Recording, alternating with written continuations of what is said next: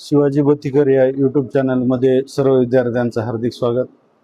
तर या ठिकाणी आपण चालू घडामोडी घटक घेत आहोत. चालू घडामोडी.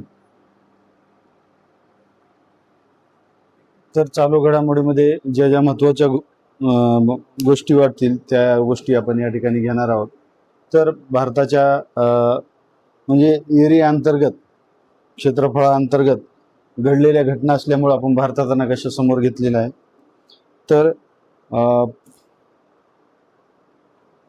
तर आंध्र प्रदेशमध्ये पोडूरू ही खादी आहे. खादी कपडा ला GI टॅग मिळालेला आहे. आंध्र.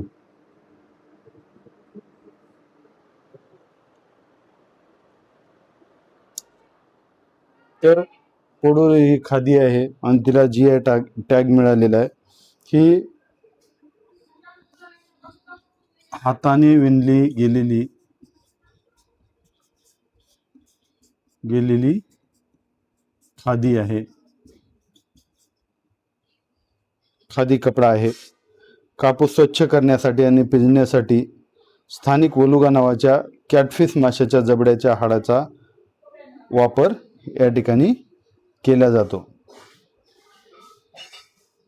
स्थानिक पातळीवर पिकवल्या जाणाऱ्या पुनासा, लाल कापूस आणि हिल कॉटन, पांढरा कापूस या 2 देशी कापसाच्या जातीचा वापर केला जातो.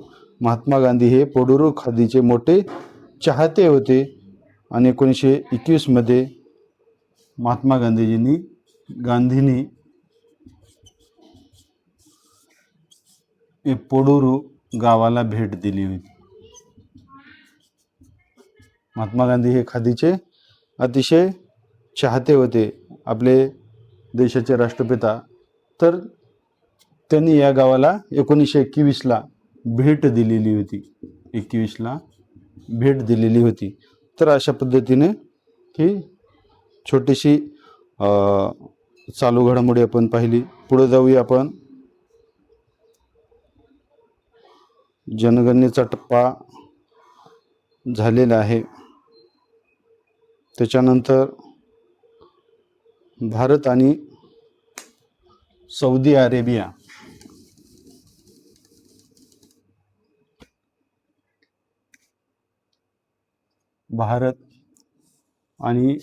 UAE यांच्यामध्ये व्यापार करार झालेला आहे.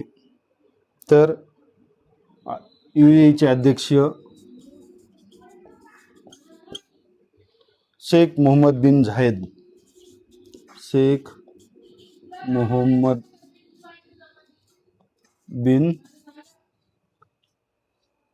झायेद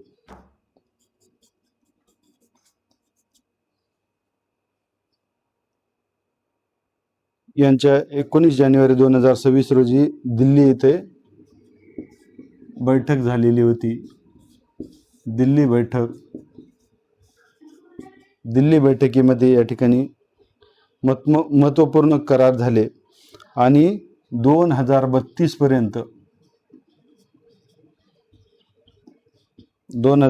पर्यंत द्विपक्षीय करारामध्ये 200 अब्ज डॉलर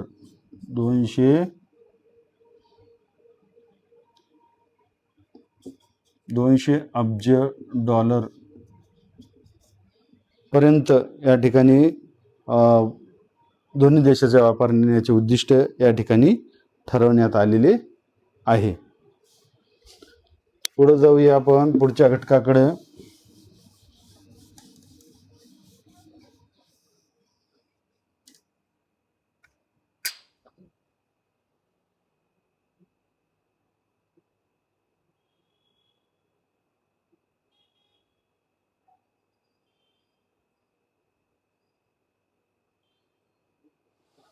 बेंगलुरू, कर्नाटक. बेंगलुरू. तर बेंगलुरूला काय आहे तर बेंगलोरला मुख्यालय आहे कशाचं? खादी ग्राम उद्योग, खादी ग्राम उद्योगाचं मुख्यालय आहे. तर रेशीम मंडळाच्या आर्थिक अधिकारामध्ये वाढ करण्यात आलेली आहे. तर भारत सरकारने उद्योगाला चालना देण्यासाठी, रेशीम उद्योगाला चालना देण्यासाठी केंद्रीय रेशीम मंडळाच्या आर्थिक मंजुरीच्या मर्यादेत दुप्पट वाढ केलेली आहे. तर केंद्रीय रेशीम मंडळाची आर्थिक मंजुरीची मर्यादा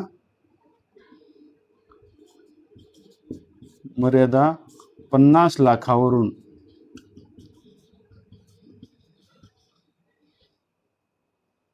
लाखावरून 1 कोटी 1 करोड 1 कोटीपर्यंत हे रेशीम उद्योगाची आर्थिक मर्यादा या ठिकाणी 1 कोटीपर्यंत केलेली आहे. तर 1955च्या नियम 22 मध्ये सुधारणा करण्यात आलेली आहे. नियम 22 मध्ये सुधारणा करण्यात आलेली. आता केंद्रीय रेशीम उद्योगाची स्थापना जी आहे ते या ठिकाणी 1948ला केली गेलेली आहे स्थापना.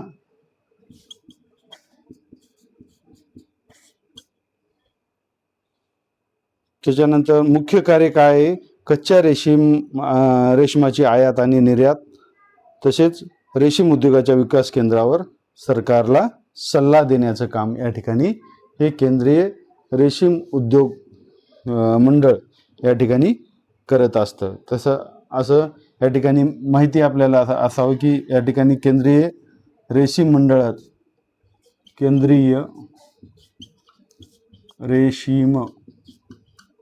मंडळाचं मुख्यालय हे बेंगलोरला आहे. स्थापना त्याची झालेली 1948ला. तर मुख्यालय हे खादी ग्राम उद्योगामध्ये सुधारणा केलेली आहे. तर 1955च्या कायद्यामध्ये त्याच्यामधले नियम 22 मध्ये सुधारणा करण्यात आलेली आहे. रेशीम उद्योगाची मर्यादा जी आहे 50 लाखावरून 1 कोटी करण्यात आलेली आहे. पुढे जाऊया आपण पुढच्या घटकाकडे.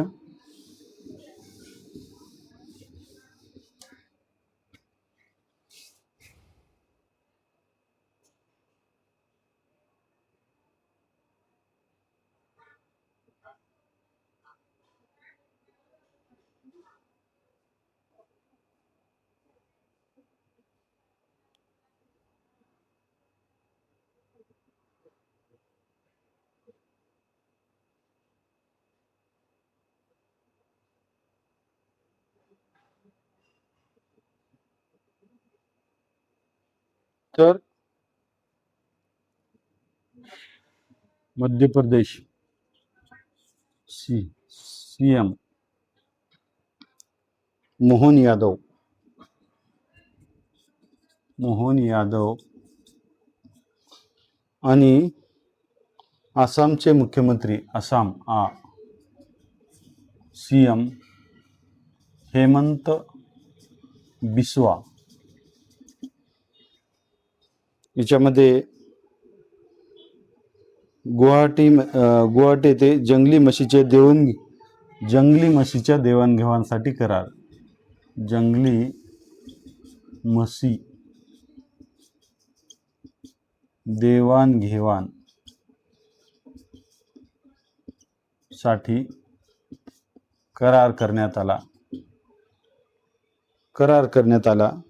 तर या करारामध्ये या ठिकाणी जंगली म्हशीचे त्याचे मूळ अधिवासात पुनर्वसन करणे, त्याजवळ आसाम पुढील 3 वर्षात टप्प्याटप्प्याने 50 जंगली म्हशी मध्य प्रदेशला देणार आहे.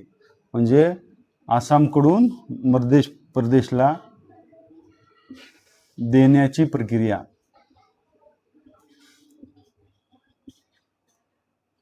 50 जंगली म्हशी देण्याची प्रक्रिया केली जाणार आहे. यासोबत 1 जोडी 1 सिंगी गेंडा आणि 3 किंग कोब्रा देखील दिले जाणार आहेत. सोबत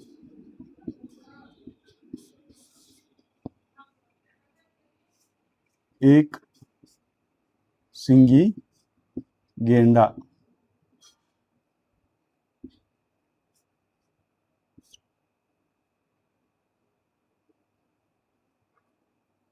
एक सिंगी गेंडा ची जोडी सोबत आणि किंग कोब्रा पण मध्य प्रदेशला दिला जाणार आहे आसामकडून.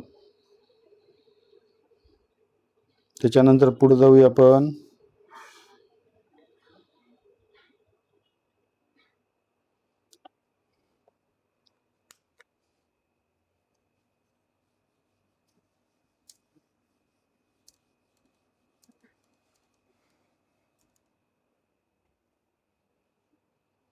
उत्तराखंड मधील चमोली जिल्ह्यात स्थित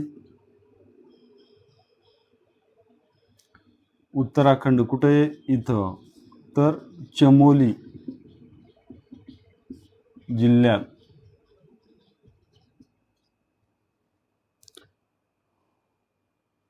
valley of flowers, valley of FLOWE flowers ला या ठिकाणी काय झाले, भीषण आग लागली. सुमारे 600 प्रकारच्या विदेशी 600 प्रकारच्या फुलांच्या जाती दुर्मिळ जाती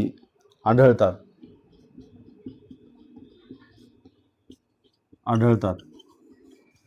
कुठं? उत्तराखंड मध्ये.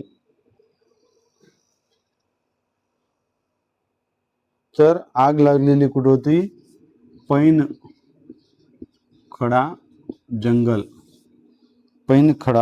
खंडा जंगलात आग लागलेली होती. उत्तराखंड मध्ये. त्याच्यानंतर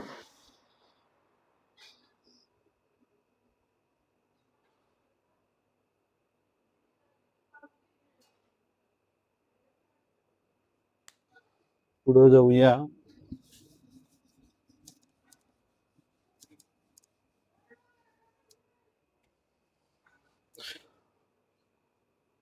ओडिसा. हा ओडिसाचा नकाशा. ओडिसा. तर ओडिसाचं नाव घेतलं तर मगरीची आठवण येते आपल्या सर्वांना. तर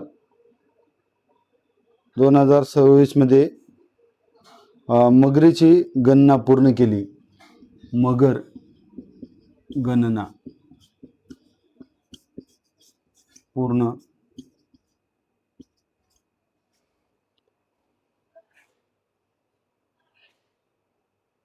प्रथमच ड्रोनचा वापर करून या ठिकाणी प्रायोगिक तत्वावर ही गणना केली. राष्ट्रीय उद्यान गहीरमाथा अभयारण्य. तर वापर ड्रोनचा वापर कशासाठी? मगरी मोजण्यासाठी वापर केला गेला. त्याचबरोबर गहीरमाथा अभयारण्य, महानदी, महत्वाची नदी, महानदी,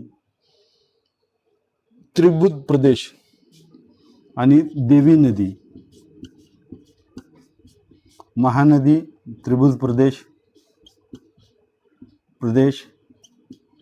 आणि देवी नदी या भागाची ड्रोननं तपासणी करण्यात आलेली आहे. तर या ठिकाणी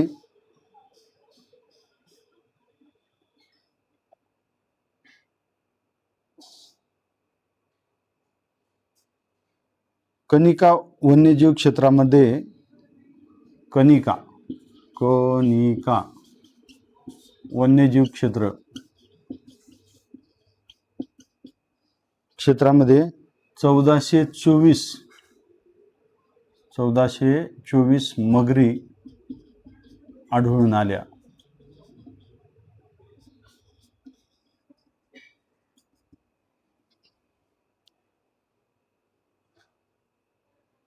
महानदीचा त्रिभुज प्रदेश आणि देवी नदीच्या मुखाशी हा कनिका वन्यजीव प्रदेश आहे. तर इथं 1424 मगरी आढळून आलेले आहेत. त्याच्यानंतर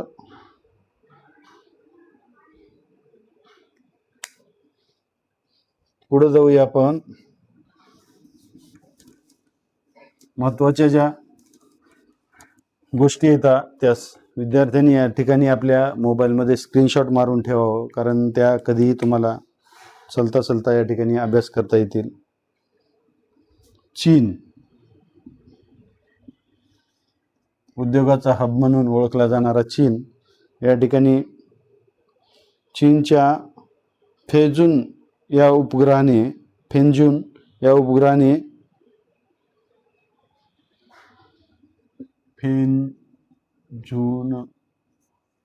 उपग्रह जगातील सर्वात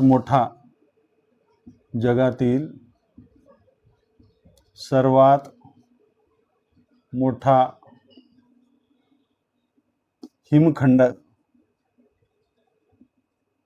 जगातील सर्वात मोठ्या हिमखंडाचा काय घेतलेला फोटो घेतलेला होता, छायाचित्र घेतलेलं होतं. त्याचं मूळ आकारमान, पूर्वी हा हिमखंड, त्या हिमखंडाचं नाव होतं या ठिकाणी A23 स्मॉल ए असं त्या हिमखंडाचं नाव होतं. पूर्वी हा हिमखंडाचं क्षेत्रफळ किती होतं? पूर्वी या हिमखंडाचं क्षेत्रफळ होतं 4170 चौरस किलोमीटर. परंतु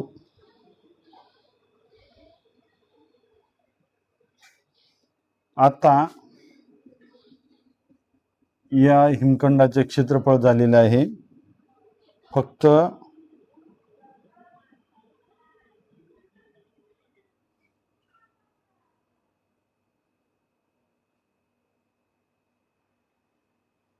948 चौरस किलोमीटर. म्हणजे वितळण्याचं प्रमाण जे आहे ते हे अतिशय जास्त आहे. आणि हा जो हिमखंड आहे तो जॉर्जिया बेट इथं सध्या उपस्थित आहे.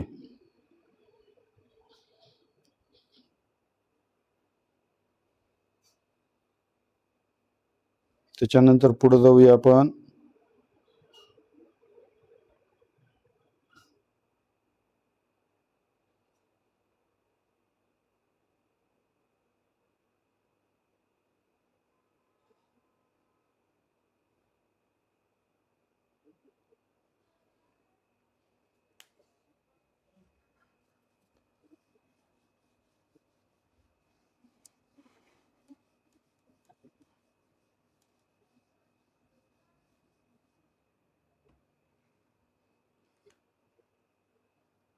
नागालँड हा भाग येतो.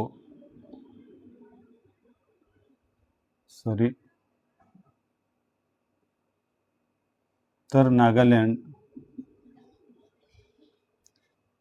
नागालँडमध्ये या ठिकाणी पँगोलिनच्या शिकारीवर बंदी केलेली आहे. पँगोलिन शिकारीवर बंदी. तर पाहूया आपण. तर नागालँडमध्ये युनायटेड संगतम लिंगुजी पुमजी या सर्वोच्च आदिवासी संस्थेने त्यांच्या अधिकार क्षेत्रात पँगोलिनच्या, म्हणजे पँगोलिन त्याला काय म्हणतो आपण, खवले मांजर आपल्याकडे आढळत नाही परंतु ते त्या ठिकाणी आढळतं. शिकारीवर पूर्णपणे बंदी घालण्याचा ठराव मंजूर केला आहे आदिवासी संस्थेनं. ही संगतम नागा समाजाची सर्वोच्च आदिवासी संस्था आहे. संगतम ही संस्था आहे कोणाची?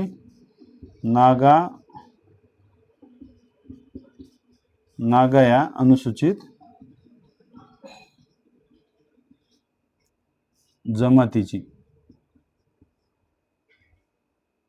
जमातीची संस्था संगतम, या संगतमने काय केलेले, या पँगोलिनच्या शिकारीवर बंदी घातलेली आहे. कुठं? नागालँडमध्ये. पँगोलिन म्हणजे खवले मांजर. ही पँगोलिन ही जगातील सर्वात जास्त तस्करी होणारी सस्तन प्राणी जात आहे. सस्तन प्राणी सर्वात जास्त शिकार होणार.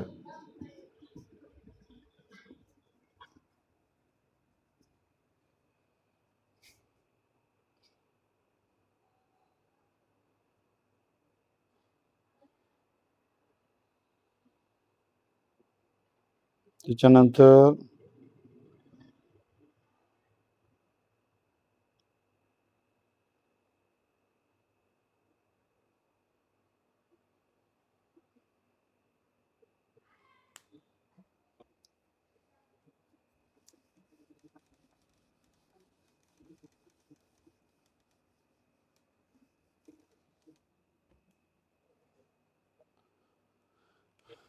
व्याघ्र गणना झालेली आहे.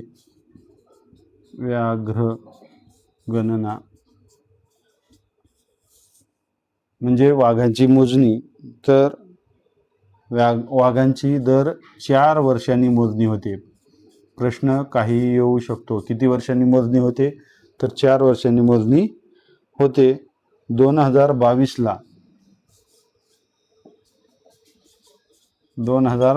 ला वाघ होते 3682. भारतामध्ये वाघाची संख्या किती होती? 3682. तर जगाच्या 75% वाघ कुठे आहेत? वाघ हे भारतामध्ये आहेत. कुठे इथं? भारतात आहेत. प्रोजेक्ट टायगर अंतर्गत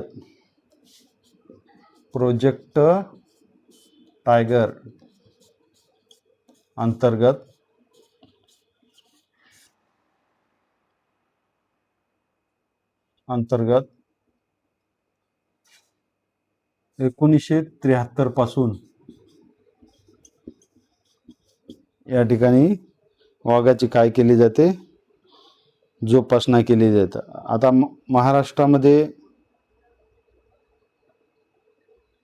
महाराष्ट्रातील जे अभयारण्य येतं, आता अभयारण्य अमरावतीला कोणतं आहे? मेळघाट.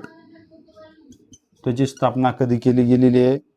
1974. ताडोबा चंद्रपूर ताडोबा वाघांसाठी प्रसिद्ध असलेलं, त्याची स्थापना 1993 ला केली गेलेली आहे. नागपूरला आहे पेंच. 1999 ला स्थापना केलेली आहे. पश्चिम महाराष्ट्र हा भाग, त्याला आपण सह्याद्री म्हणतो. सह्याद्री अभयारण्य पश्चिम महाराष्ट्र, त्याची स्थापना 2007 ला झालेली आहे. त्याच्यानंतर नवेगाव गोंदियामध्ये हा भाग येतो. गोंदिया नवेगावची स्थापना करण्यात आलेली आहे. नवेगावचं नागझिरा अभयारण्य आहे. नागझिरा, तर त्याची स्थापना झालेली आहे 2013.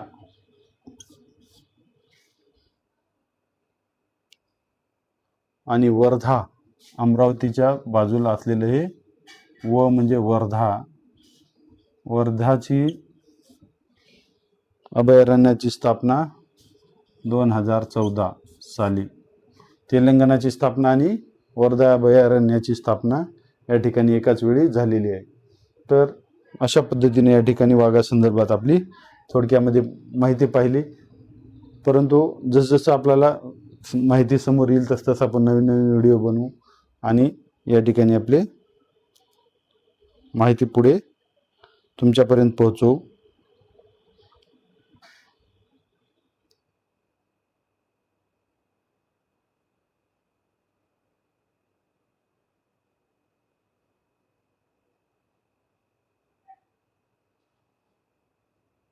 तर आणखीन काही माहिती असेल ती आपण पुढच्या तासाला घेऊ. धन्यवाद.